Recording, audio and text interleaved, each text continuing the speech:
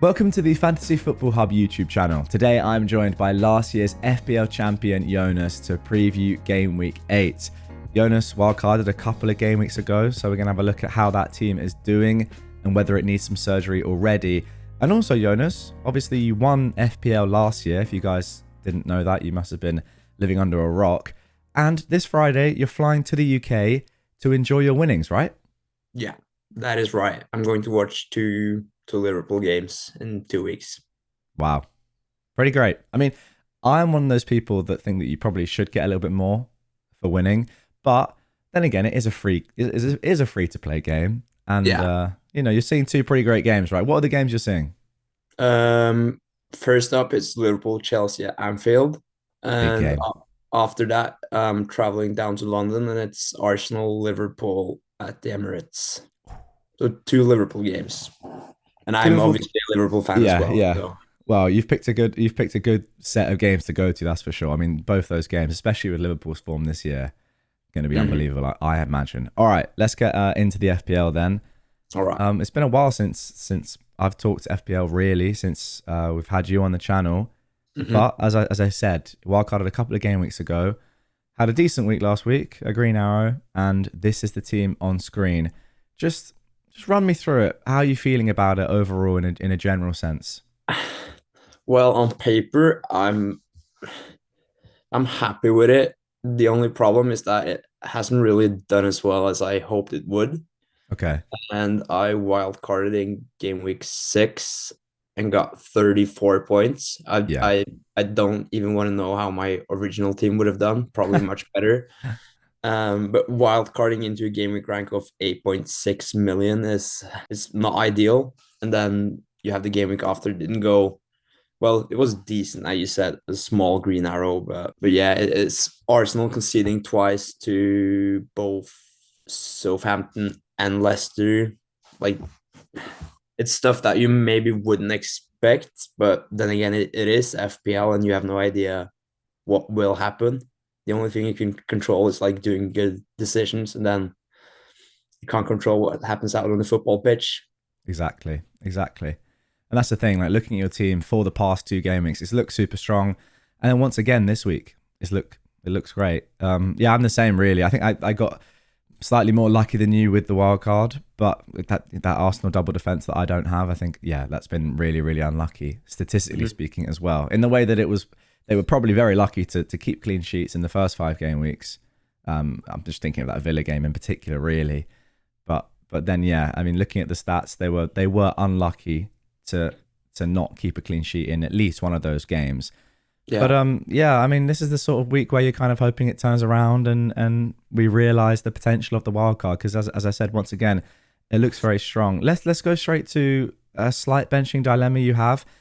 I kind of know what you're gonna say here, but just looking at the predicted points of your budget midfielders in particular, it's Mhm. suggesting that according to Fantasy Football Hub, it's suggesting that Semenyo is the one to start ahead of Rodgers. I doubt you're going to do that, but what do you think about that? Well, honestly, I've benched Rogers twice in a row now and started Semenyo and well, I've started Calvert-Lewin ahead of Rogers in 2 game weeks in a row. Now I feel like it's time for Rogers to start playing again. Yeah, Fulham, who are well, I guess they're decent enough. They always score goals, but they aren't the greatest team defensively. And Arsenal probably is the best defense in the league, and yeah.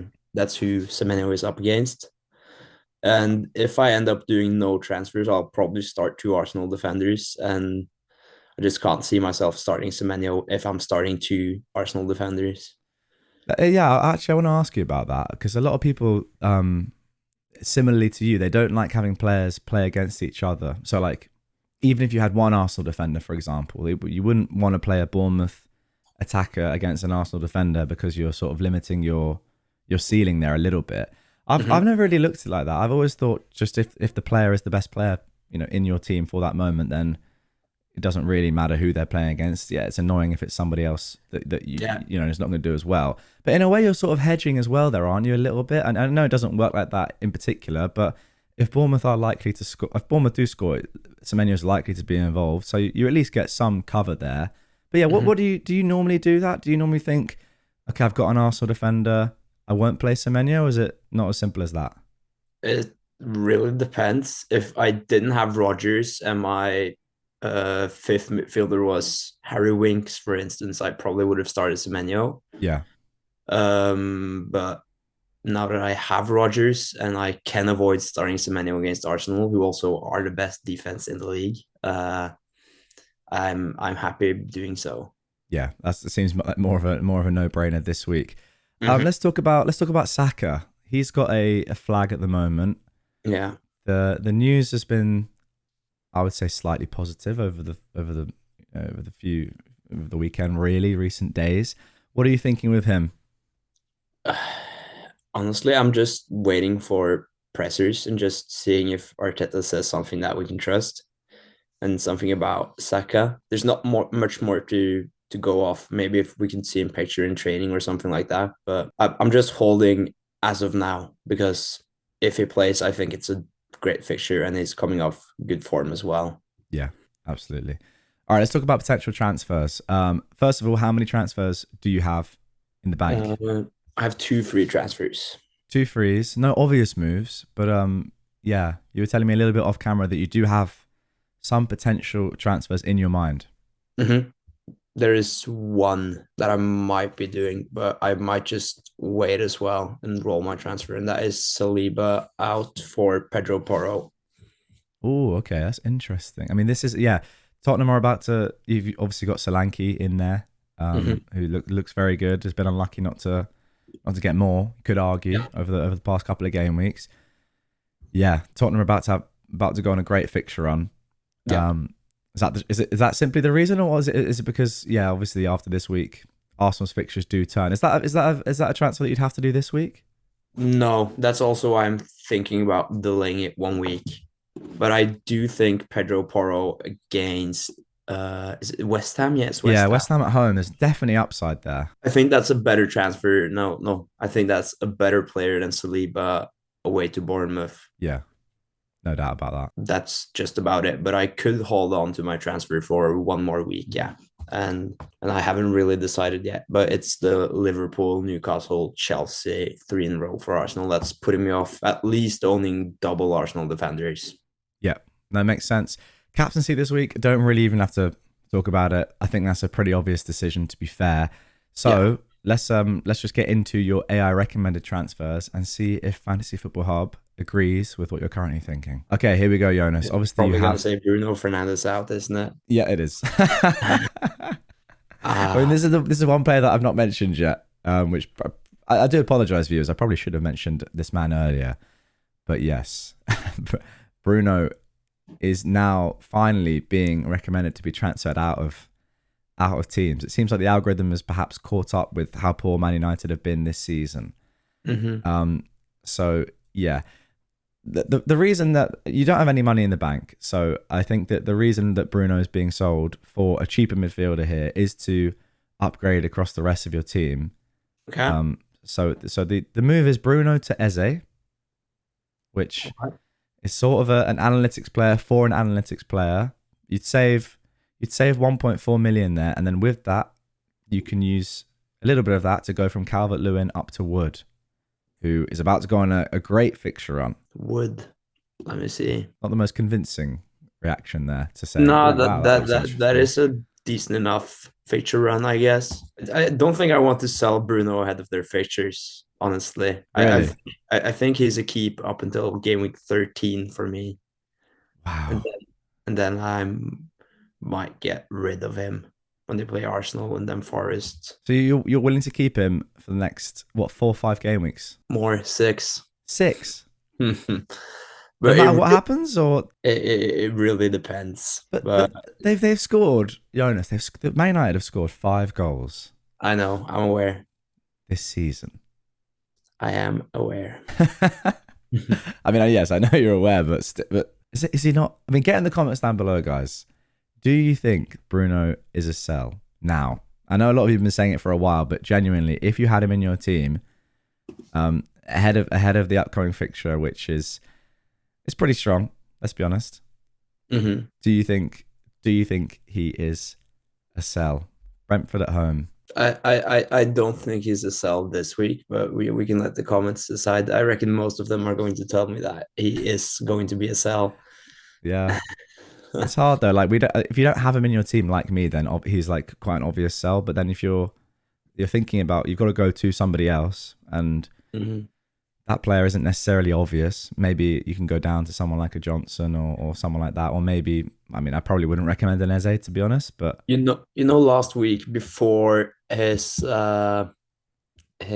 red got overturned, which in my opinion was not a red card at all. yeah.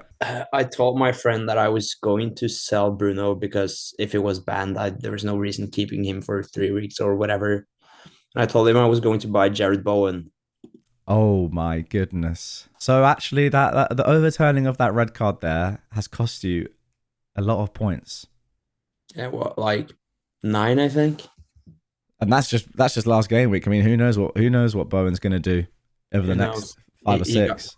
he has Spurs and United coming up in the two next ones. So Yeah, tougher. two good teams, but not two great defensive True, teams. I true. guess Maybe that would suit a West Ham like, on the counter attack. Oof. maybe. Who Who knows? knows? Anyway, those are your recommendations. Anyway, I would probably disagree with them here. I think that rolling looks the most sensible for your team. Obviously, waiting for Saka news, but Yeah, yeah, I think next week is the week to go. Maybe even with three free transfers. Who knows? I mean, it depends how aggressive you want to be, but that Arsenal fixture swing is important. I would say for those defenders. I think next week and going even bigger and maybe game week 10 is my play actually. Yeah, Maybe. I'm not sure, but we'll see. yeah, that makes sense. It does make sense. Mhm. Just yeah, Uh, having like four frees, for example, if you could in game Yeah, week 10, just got it on screen I am now. pretty confident in my team right now. Yeah, I mean you Even should be to though, be fair after a wild card, but still it does look strong. yeah, Yeah, I mean but there's a, there's but a it's always the thing that the team hasn't performed whatsoever. The only player that's really performed is Mbumo, mm, scored both games in a row. Solanke, you could argue 6 and 5 points, maybe expected a bit more, but yeah, and obviously Saka then, who scored 16 points last week. That's yeah. about it. Well, let's see what happens this week. Need some Let's see. need some inspiration in this team, I would suggest. But I mean, it's been quite similar for a lot of game week 6 wildcarders. Probably haven't had the Mhm. highs that we've expected from that wildcard. But yeah, let's see what happens. I'm pretty sure everyone, apart from those who went Palmer, did terrible in game week 6, Yeah, exactly, and exactly. It then happens.